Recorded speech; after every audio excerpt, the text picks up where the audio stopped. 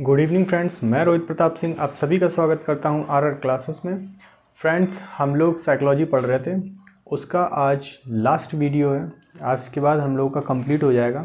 कल हम लोग विशिष्ट बालक पढ़ रहे थे और उसका आज ये लास्ट सेकंड क्लास है और यहाँ पे ख़त्म हो जाएगा। ठीक है, तो आज हम लोग अधिगम अक्षमता के बारे में पढ़ेंगे कि अधिगम में क्या क्या रुकावटें आती हैं और कौन कौन सी समस्याओं के कारण बच्चे क्या नहीं कर पाते हैं।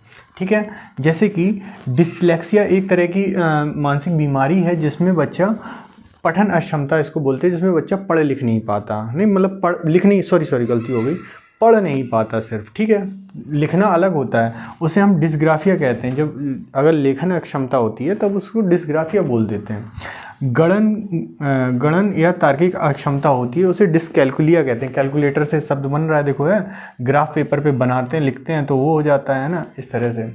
डिस्मॉर्फिया ये होता है भ्रम संबंधी समस्या। इसमें कैसी समस्याएं होती हैं कि व्यक्ति भ्रम में बना रहता है, मतलब वो उसको लगता है कि जैसे एग्जांपल ले लें, कोई लड़की है, वो भ्रमित है कि वो खूबसूरत नहीं दिख रही है ना, है, तो वो क्या करेगी, पूरे दिन उसी अपने आप को सजने और संवारने में लगा देगी, है ना, और इस तरह से वो पूरा टाइम उसी में, और बहुत सारे ब्यूटी प्रोडक्ट्स यूज़ करेगी, है ना। तो वो एक तरीके, और सही है सब कुछ, कोई प्रॉब्लम नहीं है, लेकिन फिर भी एक भ्रम बना रहता है। ठीक है, ऑटिज्म आत्मविमोह, मतलब व्यक्ति अपने आप में ही खोया रहता है। ठीक है, ऐसी जो समस्या है उसे ऑटिज्म कहते हैं। डिसफोनिया क्या होता है, उच्चारण अक्षमता, बोलने में मतलब उच्चारित करने में प्रॉब्लम होती है। डिसअपेक्सिया मतलब क्या होता है, चेष्टा अक्षमता, मतलब इसमें बच्चे की काबिलियत है, क्षमता है करने की, लेकिन फिर भी वो चेष्टा भी करता है, लेकिन फिर वो कर नहीं पाता। कोई भी जैसे बात करें कि शब्द मतलब बोलने की, भाषा बोलने की या स्पीच देने की, तो वो क्या करता है, वो चेष्टा तो करता है, उसके में क्षमता भी है, लेकिन वो कर नहीं पाता, है ना। अब आते हैं अफेसिया में। अफेसिया हकलाहट होती है, जो हकलाते हैं, है।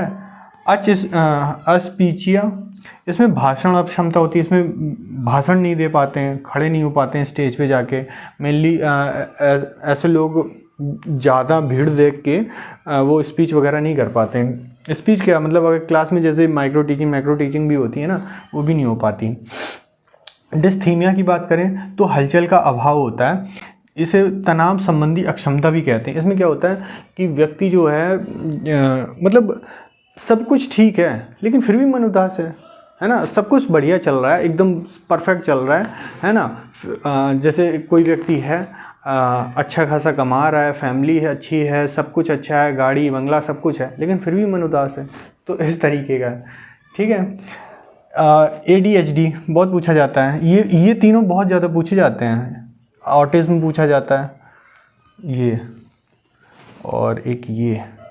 ठीक है, ये पूछे जाते हैं, इसीलिए मैंने लिखे हैं। आपके सिलेबस में इतने सारे दिए नहीं थे, लेकिन कुछ ही दिए थे, मैंने एक्स्ट्रा जोड़ के बताए हैं तो अभी बहुत सारे, लेकिन मैंने कहा कि इतने एक्स्ट्रा बताने की भी कोई ज़रूरत नहीं है, सिलेबस से बाहर चला जाए तो पता नहीं क्या। चलो, ADHD अवधान समस्याएं। ठीक है, इसमें बच्चा क्या होता है, किसी एक चीज़ को मतलब जो है अटेंशन देता है। मतलब जैसे फैमिली मैन मूवी थी ना, उसमें एक बच्चा था, मनोज बाजपेयी का जो उसमें करेक्टर, मतलब मनोज बाजपेयी का उसमें जो बेटे का करेक्टर करता है, वो कभी कभी ना एकदम से हिप्नोटाइज की जो है वो सीखता है कि हाँ भाई मैं हिप्नोटाइज करूँगा, उसमें वो हाइपर एक्टिव हो जाता है। मतलब वो बंदा जो होता है वो हाइपर एक्टिव हो जाता है उस क्रिया में वो हाइपर एक्टिव हो जाता है, लेकिन दूसरे ही पल उसे किस में इंटरेस्ट आ जाता है, म्यूज़िक में आ जाता है, और फिर म्यूज़िक में हाइपर एक्टिविटी करने लगता है। फिर उसका जो हिप्नोटाइज करता है ना, जो उसमें फिर उसका कोई मतलब नहीं, मतलब एक क्रिया में वो बिल्कुल भी अटेंशन नहीं दे पाता लंबी टाइम पीरियड के लिए। ठीक है, समझ गए हो गया आप लोग। चलिए, ये याद रखना, ये काफ़ी इंपॉर्टेंट होती हैं, पूछ लेते हैं। मानसिक मंदता क्या होती है? मस्तिष्क की वह अवस्था होती है जिसमें बालक सामान्य लोगों की भांति कार्य या व्यवहार नहीं कर पाता। ठीक है, मतलब दिमाग बहुत धीरे धीरे काम करे, जैसे सामान्य लोग करते हैं ना, उससे बहुत ज़्यादा धीरे धीरे काम करे उससे। ठीक है, मानसिक मंदता का वर्गीकरण क्या है, देखिए स्तर समझिए। और देखो हमने आईक्यू के बारे में बताया था, फालतू की चीज़ें हैं, मतलब ये फालतू की हैं। ठीक है, देखिए गहन मानसिक मंदता होती है, तीव्र मानसिक मंदता होती है, मध्यम मानसिक मंदता और अल्प मानसिक मंदता। देखो इनने कुछ नहीं किया, आईक्यू के टर्म उन्होंने बेफालतू में अलग अलग दे दी, और मैं सच कहूँ तो शायद ये पूछे भी नहीं जाएंगे कभी। ठीक है, बस ये हो सकता है कि मानसिक मंदता का वर्गीकरण कितने टाइप में किया गया है। ठीक है, बस ये कभी शायद पूछे भी ना जाए। 20 में और 25 में क्या ही अंतर है बताओ ज़रा, 5 में क्या अंतर होगा, कोई अंतर नहीं होगा। क्यों? क्योंकि एक 90 से 110, इसको एक बड़े टर्म में हम लोग जर्नल बोलते हैं, सामान्य बुद्धि। 20 पॉइंट को हम सामान्य बुद्धि कहते हैं, और यहाँ 5 में इतना अंतर कर दिया इन्होंने। तो वही कह रहे हैं कि इन्होंने बेफालतू का टाइम, मतलब अपना ज्ञान दे दिया, और हम लोगों को पढ़ना पड़ जाता है ना। देखो फिर भी पढ़ लेते हैं। गहन क्या होता है, ये लोग बोलते हैं कि स्टैनफोर्ड बोलते हैं कि 20 से कम आईक्यू वाले बच्चों जो होते हैं वो गहन मानसिक मंदता वाले होते हैं, और वेस्लर बोलते हैं 25 वाले होते हैं। तीव्र मानसिक मंदता जो होती है वो 20 से 35 आईक्यू, और ये मानते हैं 25 से 39 आईक्यू। मध्यम क्या है, 36 से 51 आईक्यू, 40 से 54, और अल्प मानसिक मंदता 52 से 67 और 55 से 59। बस आप आईक्यू के टर्म में एक चीज़ याद रखिए, और यही चीज़ मेनली पूछी जाती है। एक तो सृजनात्मकता 140, प्रतिभाशाली 120 to 140, जर्नल 90 to 110, और ये सबसे ज़्यादा पूछी जाती है, कभी कभी पूछ ली जाती है। और मंद बुद्धि पूछी जाती है 70 से 90, है ना। और इसके नीचे आ जाती है जड़ बुद्धि और मूर्ख बुद्धि। ठीक है, तो ये आपकी जो है 10 से 20 आ जाती है, कहीं अलग अलग टर्म दिए हैं। बेसिकली आप लोगों के लिए ये चार टर्म इम्पॉर्टेंट है। ठीक है, और उसके नीचे क्या चल रहा है वो उतना इम्पॉर्टेंट नहीं है। ठीक है, बस एक बार ध्यान से देख लेना। पिछड़ेपन के प्रकार की बात करें तो एक होता है सामान्य पिछड़ापन, एक होता है विशिष्ट पिछड़ापन। ठीक है, पिछड़ापन हम लोगों ने कल देखा था, तो उसी के दो प्रकार थे। देखो कोई बच्चा अगर हर सब्जेक्ट में एक पाठ्यक्रम है, आप लोग कोई बच्चा है 10th में है ना, उसके सिलेबस में हिंदी इंग्लिश सारे सब्जेक्ट हैं। ठीक है, मैथ साइंस है ना, सोशल, तो वो क्या करता है, वो सभी में फेल हो जाता है। वो अगर सभी में फेल हो जाए, सब में नील बटा सन्नाटा है, तो वो सामान्य पिछड़ापन होगा। वो कैसा होगा, सामान्य पिछड़ापन। लेकिन अगर कोई बालक जो है क्या बोलते हैं, इंग्लिश में फेल हो जाए, तो वो क्या होगा, वो विशिष्ट पिछड़ापन होगा।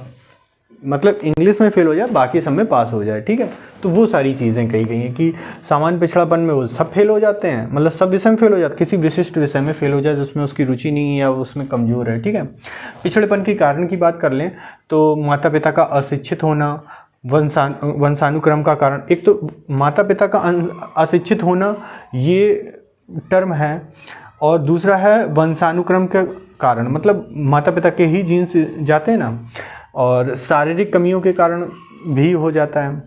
पढ़ाने की विधियों के कारण, पढ़ाने का जैसे टीचर कैसे पढ़ा रहे कैसे नहीं पढ़ा रहा, निर्धनता के कारण पढ़ ही नहीं पा रहे बच्चे। शैक्षिक तत्परता की कमी, मतलब अगर वो तत्पर ही नहीं है पढ़ने के, थॉर्नडाइक का नियम क्या नाम है, अगर वो तत्पर ही नहीं है पढ़ने के तो नहीं सीख सकते ना कोई। दूसरा है सामाजिक रूप से जाति एवं सांस्कृतिक कारण, मतलब समाज में जात भेद बहुत चलता है, संस्कृति वगैरह बहुत चलती है, तो क्या होता है कि शूद्रों को नहीं पढ़ने देंगे। और अब तो खैर ऐसी चीज़ नहीं है, पहले होती थी, है ना, तो उसी आधार पे इन्होंने दिया भी था उस टाइम पे। तो वही है कि जो नीचे जात के लोग हैं उनको नहीं पढ़ने देते थे। और सोचो अभी B.R. अम्बेडकर जी तक की तो नहीं पढ़ने देते थे, है ना। चलिए ठीक है फिर। और संस्कृति की तो एक बात कर लें, अपने महान गणितज्ञ रामानुजन, वो ख़त्म, मतलब उनका देहांत हो गया। किस वजह से हो गया? भूख की वजह से, क्योंकि वो विदेश में रहते थे, पर डे गाजर गाजर गाजर। अरे इंसान कब तक गाजर उबाल के खाएगा? अगर वही चीज़ होती कि यार समायोजन कर लेते उस वातावरण के साथ, चिकन वगैरह खा लेते, मांस वगैरह। बहरहाल वो पंडित उस टाइम पे ये बहुत ज़्यादा चलता भी था, है ना, तो इसी वजह से वो बेचारे ख़त्म हो गए थे, उनका देहांत हो गया था। चलिए, आई होप आपको पेपर 2 काफ़ी अच्छे से समझ में आया होगा, और अगर समझ में आया है तो लाइक शेयर सब्सक्राइब करिए। अगर यहाँ तक आप वीडियो देख रहे हैं तो जाहिर सी बात है आपके यूज़ की ही होगी। और जो है क्या कहते हैं उसको, हाँ, मतलब ये साइकोलॉजी का पेपर जो है ना, ये आपके लिए आगे चल के भी बहुत ज़्यादा वर्क करने वाला है। मतलब टेट, सुपर टेट और सी टेट, इन सारे टर्म में साइकोलॉजी। लेकिन साइकोलॉजी का ये बहुत माइन्यूट्स है, इसको बहुत ज़्यादा पढ़ाया जाता है, बहुत ज़्यादा एक्सप्लोर करके। लेकिन ये छोटी छोटी चीज़ें हैं, जैसे अभी थोड़ी चीज़ें जो ये अधिगम अक्षमता है, अधिगम अक्षमता में जो मैंने ये बताई हैं, ये मेनली सी टेट और यूपी टेट तक के लिए सही हैं। लेकिन और भी होती हैं जो कि DSSS हो गया, TGT हो गया, और आपका सुपर टेट हो गया, उनमें पूछ सकते हैं ना, तो उसको ब्रीफ में पढ़ते हैं। लेकिन ये अगर आप इतना भी सीख गए ना, तो आगे चल के जब आप सी टेट यूपी टेट में बैठेंगे ना, तो आपके दिमाग में रहेगा कि हाँ यार, सही चीज़ थी और हमें कुछ आता है। और पूर्व ज्ञान से जब आप लिंक करके पढ़ेंगे ना, तो आपको सच में बहुत अच्छा रिजल्ट देखने को मिलेगा। ठीक है, तो चैनल को सब्सक्राइब भी कर लेना, क्योंकि इसके बाद मुझे लगता है कि मार्च एंड में, या हो सकता है अप्रैल तक, उसका यूपी टेट का नोटिफिकेशन भी आ जाए, तो उसी के साथ हम लोग यूपी टेट की क्लासेस भी शुरू करेंगे। ठीक है, चलिए फिर अब थर्ड पेपर शुरू करेंगे, ठीक है, कल से। और third paper basically theory type का है, तो उसकी टेंशन मत लीजिए, और उसमें बस कॉमन सेंस वाली चीज़ें हैं। ठीक है, तो वो भी आपका टाइम पे हो जाएगा। बस मेरी ये मिस्टेक रही कि मैंने ध्यान नहीं दिया आपका पेपर 2 और पेपर 3 के चक्कर में, वरना मैं वो वाला पेपर पहले करा देता, ये वाला बाद में कराता, क्योंकि आप लोगों का वो वाला पहले लगा हुआ है ना, इसलिए। लेकिन कोई परेशानी नहीं है, आप लोगों का हो जाएगा, समय से पहले हो जाएगा। ठीक है, चलिए फिर मिलते हैं कल पेपर 3 के साथ, वो सॉरी पेपर 3 और 2 नहीं, सोशलॉजी के साथ। ठीक है, ठीक है, थैंक यू।